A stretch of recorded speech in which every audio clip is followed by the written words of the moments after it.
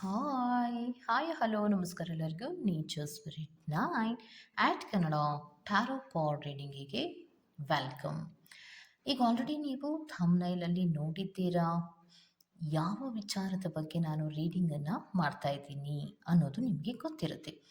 ಮತ್ತು ಕೆಲವೊಬ್ಬರಿಗೆ ಕ್ಯೂರಿಯಾಸಿಟಿ ಕೂಡ ಇರುತ್ತೆ. ನಿಮ್ಮ ಪರ್ಸನ್ ಎಷ್ಟು ರೊಮ್ಯಾಂಟಿಕ್ ಆಗಿ ಇದ್ದಾರೆ. ಯಾಕೆಂದರೆ ಕೆಲವೊಮ್ಮೆ ಪ್ರೀತಿಯ ವಿಚಾರದಲ್ಲಿ, ಅದರಲ್ಲೂ ರೊಮ್ಯಾಂಟಿಕ್ ವಿಚಾರಗಳಿಗೆ ಸಂಬಂಧಪಟ್ಟಂತೆ ಕೆಲವೊಬ್ಬರು ಅಯ್ಯೋ ನನ್ನ ಪರ್ಸನ್ ತುಂಬ ನೀರಸಪ್ಪ, ತುಂಬ ಸ್ಟ್ರಿಕ್ಟಪ್ಪ, ಯಾವ ಭಾವನೆಗಳನ್ನು ಹೇಳ್ಕೊಳ್ಳೋದೇ ಇಲ್ಲಪ್ಪ, ಸೊ ಯಾವಾಗಲೂ ನಾನೇ ಹೇಳ್ತಾ ಇರ್ತೀನಿ, ಅವ್ರು ಏನೂ ಕೂಡ ನನಗೆ ಸ್ಪಂದಿಸೋದಿಲ್ಲ, ಪ್ರೀತಿಯಿಂದ ನನ್ನ ಜೊತೆ ಮಾತಾಡೋದೇ ಇಲ್ಲ ಅನ್ನುವಂತಹ ವಿಚಾರಗಳನ್ನು ನಾವು ಸಾಮಾನ್ಯವಾಗಿ ಎಲ್ಲರ ಲೈಫಿನಲ್ಲಿಯೂ ನಾವು ಸಾಮಾನ್ಯವಾಗಿ ಕೇಳಿರ್ತೀವಿ. ಆದರೆ ಎಲ್ಲರೂ ಹಾಗೇನಾ ಅಂದರೆ ಯೂನಿವರ್ಸಿನಲ್ಲಿ ಎಲ್ಲರೂ ಕೂಡ ಹಾಗೇ ಇರೋದಿಲ್ಲ. ಆದರೆ ಕೆಲವೊಬ್ಬರು ಮಾತ್ರ ರೊಮ್ಯಾಂಟಿಕ್ ವಿಚಾರಗಳಲ್ಲಿ ತುಂಬ ಹಿಂದೆ ಇರ್ತಾರೆ.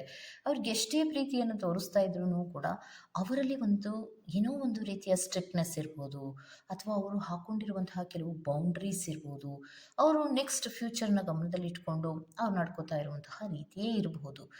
ಏನೇ ಆಗಿದ್ರೂ ಕೂಡ ನಿಮ್ಮ ಪರ್ಸನ್ ಅಥವಾ ನಿಮ್ಮ ಪ್ರೀತಿಯ ವ್ಯಕ್ತಿ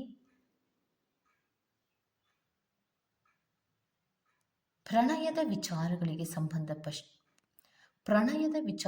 ಸಂಬಂಧಪಟ್ಟಂತೆ ಅಥವಾ ರೊಮ್ಯಾಂಟಿಕ್ ವಿಷಯಗಳಿಗೆ ಸಂಬಂಧಪಟ್ಟಂತೆ ಹೇಗಿದ್ದಾರೆ, ಹೇಗಿರ್ತಾರೆ ಅನ್ನೋದ್ರ ಬಗ್ಗೆ, ಮತ್ತು ಅವರು ಹೇಗೆ ಆಲೋಚನೆಯನ್ನು ಮಾಡ್ತಾರೆ ಅನ್ನೋದ್ರ ಬಗ್ಗೆ ನಾನು ರೀಡಿಂಗನ್ನು ತಗೋತಾ ಇದ್ದೀನಿ. ಓಕೆ, ಇದೆಲ್ಲವೂ ಕೂಡ ಇನ್ ಜನರಲ್ ಆಗಿರುವಂತಹ ರೀಡಿಂಗೇ ಆಗಿರುತ್ತೆ.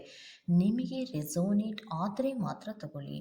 ಮತ್ತು ಸ್ಕ್ರೀನ್ ಮೇಲೆ ಕಾಣ್ತಾ ಇರುವಂತಹ ಒಂದು ನಂಬರ್, ಅದು ಪರ್ಸ್ನಲ್ ರೀಡಿಂಗಿನ ನಂಬರ್ ಆಗಿರುತ್ತೆ.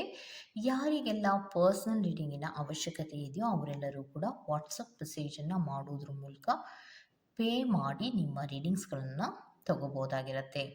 ಹಾಗೆಯೇ ಯಾರೆಲ್ಲ ನಮ್ಮ ಚಾನಲ್ಗೆ ಸಪೋರ್ಟಿವ್ ಆಗಿ ಇದ್ದೀರೋ ಮತ್ತು ಸಬ್ಸ್ಕ್ರೈಬರ್ಗಳಾಗಿದ್ದೀರೋ ಅವರೆಲ್ಲರಿಗೂ ಕೂಡ ನನ್ನ ಕೃತಜ್ಞತೆಗಳನ್ನು ಹೇಳ್ತಾ ಈ ರೀಡಿಂಗನ್ನು ಮಾಡ್ತಾ ಇದ್ದೀನಿ.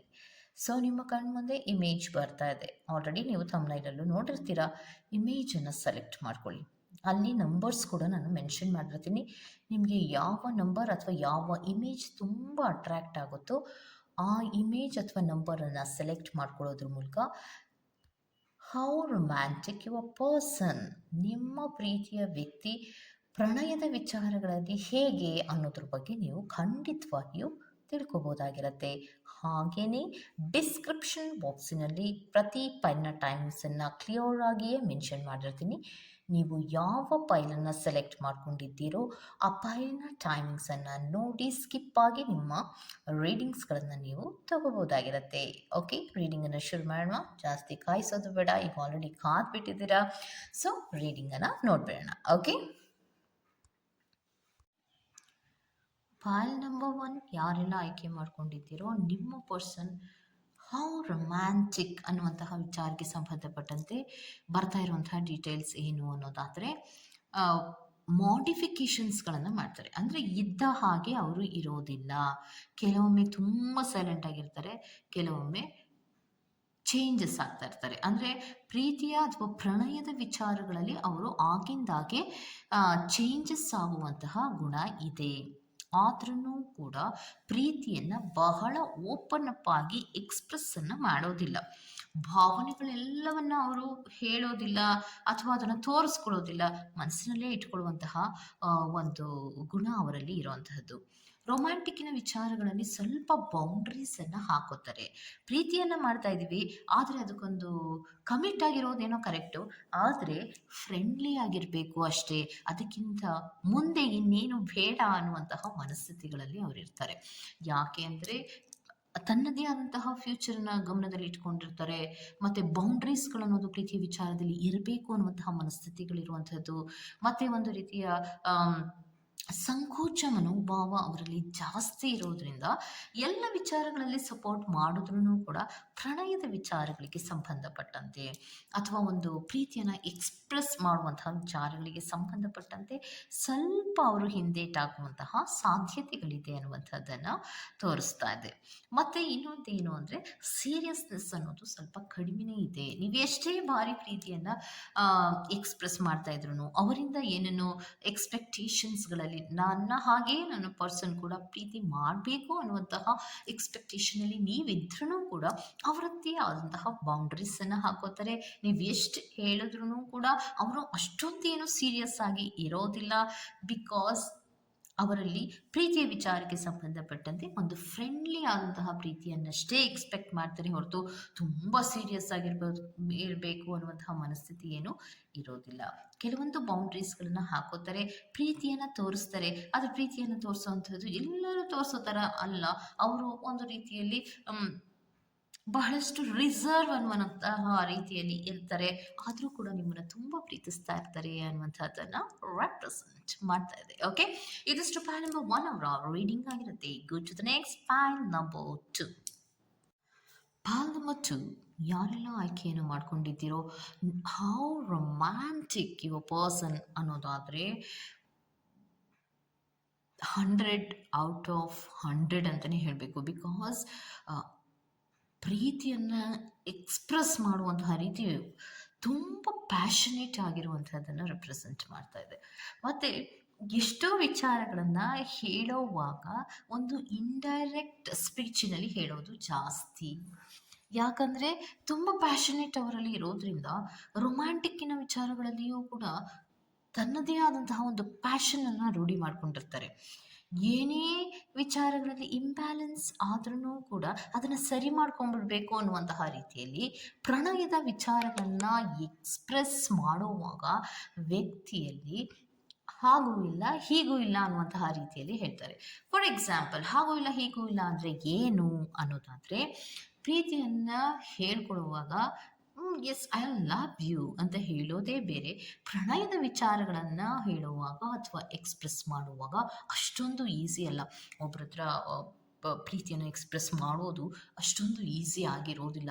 ಮೂವನ್ನು ತಗೊಳ್ಳುವಾಗ ಬಹಳಷ್ಟು ಭಯ ಇರುತ್ತೆ. ಆದರೆ ಪಾಲಂಬಚ್ಚು ಯಾರೆಲ್ಲ ಆಯ್ಕೆ ಮಾಡ್ಕೊಂಡಿದ್ದೀರಾ, ನಿಮ್ಮ ಪರ್ಸನ್ ಏನು ಅಂದರೆ ತನ್ನದೇ ಆದಂತಹ ಪ್ಯಾಷನ್ ಅವರಲ್ಲಿ ಇರೋದ್ರಿಂದ ಇಂಡೈರೆಕ್ಟ್ ಆಗಿ ನಿಮಗೆ ಅಪ್ರೋಚ್ ಮಾಡೋದು ಜಾಸ್ತಿ ಇರುತ್ತೆ. ಮತ್ತು ಅವರಲ್ಲಿ ಒಂದು ಸೆನ್ಸೇಷನಲ್ ಆದಂತಹ ಒಂದು ಪ್ರೀತಿಯ ಕಡೆಗೆ ಹೆಚ್ಚು ಗಮನವನ್ನು ಕೊಡುವಂಥದ್ದು. ಮತ್ತು ಯಾವಾಗಲೂ ಕೂಡ ತುಂಬ ಆ್ಯಕ್ಟಿವ್ ಆಗಿ ಇರ್ತಾರೆ. ಪ್ರೀತಿಯಲ್ಲಿ ಎಲ್ಲಿಯೂ ಕೂಡ ಕಡಿಮೆ ಆಗಬಾರ್ದು. ಸರ್ಪ್ರೈಸ್ಗಳನ್ನು ಕೊಡುವಂತಹದ್ದು, ಗಿಫ್ಟ್ಗಳನ್ನು ಕೊಡುವಂತಹದ್ದು, ಮತ್ತು ಪ್ರೀತಿಯಲ್ಲಿ ಫುಲ್ಫಿಲ್ಮೆಂಟ್ಗಳಿರಬೇಕು ಅನ್ನುವಂತಹ ಒಂದು ರೊಮ್ಯಾಂಟಿಕ್ ಆದಂತಹ ಮೂಡಿನಲ್ಲಿಯೇ ಹೆಚ್ಚಾಗಿ ಇರುವಂತಹ ಸಾಧ್ಯತೆಗಳನ್ನು ರೆಪ್ರೆಸೆಂಟ್ ಮಾಡ್ತಾ ಇದೆ. ಹಾಗೆ ಪ್ರೀತಿಯ ವಿಚಾರದಲ್ಲಿ ಎಲ್ಲೂ ಕೂಡ ನಿಮಗೂ ಬೇಜಾರಾಗಬಾರ್ದು, ಎಲ್ಲೂ ಕೂಡ ನನಗೂ ಬೋರ್ ಆಗಬಾರ್ದು. ಬೇಜಾರು ಅನ್ನೋದಕ್ಕಿಂತ ಬೋರ್ ಆಗಬಾರ್ದು. ಹಾಗೆ ನನಗೆ ಏನೆಲ್ಲ ಮಾಡ್ಬೋದು, ಹೇಗೆಲ್ಲ ನಡ್ಕೋಬೋದು ಅನ್ನುವಂತಹ ರೀತಿಯಲ್ಲಿ ಬಹಳಷ್ಟು ಗೋಳಾಡಿಸ್ತಾರೆ. ಅಂದರೆ ಗೋಳಾಡಿಸೋದಂದ್ರೆ ಆಟ ಆಡಿಸೋವಂಥದ್ದು. ಸೊ ಅವರೇನೋ ಇಂಡೈರೆಕ್ಟ್ ಆಗಿ ಕೆಲವೊಂದು ಎಕ್ಸ್‌ಪ್ರೆಸ್ಸನ್ನು ಮಾಡುವಾಗ, ಕೆಲವೊಂದು ಪ್ರೀತಿಯ ವಿಚಾರಗಳನ್ನು ಎಕ್ಸ್‌ಪ್ರೆಸ್ ಮಾಡುವಾಗ ಏನೋ ಅಂತ ಅಂದ ತಕ್ಷಣ ಅದು ಹಾಗಲ್ಲ ಅನ್ನುವಂತಹ ರೀತಿಯಲ್ಲಿ ಅದನ್ನು ಮರೆಮಾಚುವಂಥದ್ದು. ಅವ್ರು ಹೇಳ್ತಾ ಇರೋವಂಥದ್ದು ನೀವು ಕೇಳಿಸ್ಕೊಂಡಿರೋದು ಎರಡೂ ಒಂದೇ ಆಗಿರುತ್ತೆ.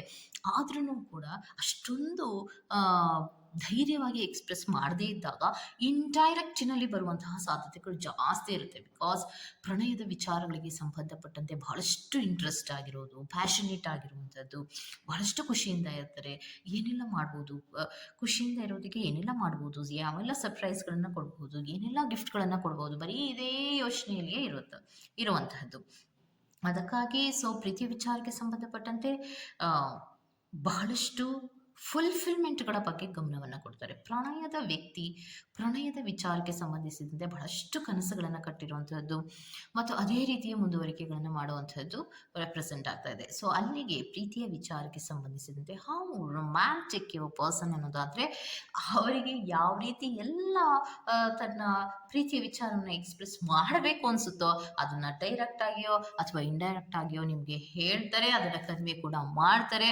ಅದರಲ್ಲಿ ಇಂಬ್ಯಾಲೆನ್ಸ್ ಆದರೆ ಅದನ್ನು ಸರಿ ಕೂಡ ಮಾಡ್ಕೋತಾರೆ ಅನ್ನುವಂಥದ್ದನ್ನ ರೆಪ್ರೆಸೆಂಟ್ ಮಾಡ್ತಾ ಇದೆ. ಓಕೆ, ಸೊ ಇದಿಷ್ಟು ಪಾಲಂಬಚೂರ ರೀಡಿಂಗ್ ಆಗಿರತ್ತೆ. ಈ ತರಹದ ರೀಡಿಂಗ್ ನಿಮ್ಗೆ ಇಷ್ಟ ಆಗಿದೆ ದಯವಿಟ್ಟು ಸಬ್ಸ್ಕ್ರೈಬ್ ಮಾಡಿ, ಪಕ್ಕದಲ್ಲೇ ಇರುವಂತಹ ಬೆಲ್ ಐಕಾನ್ ಅನ್ನ ಪ್ರೆಸ್ ಮಾಡಿ. ನಾನು ನಿಮ್ಮನ್ನು ಮತ್ತೊಂದು ರೀಡಿಂಗ್ ಅಲ್ಲಿ ಸಿಗ್ತೇನೆ ಅಂತ ಹೇಳ್ತಾ ಅಲ್ಲಿವರೆಗೂ ಚೆಕ್ ಬಾಯ್.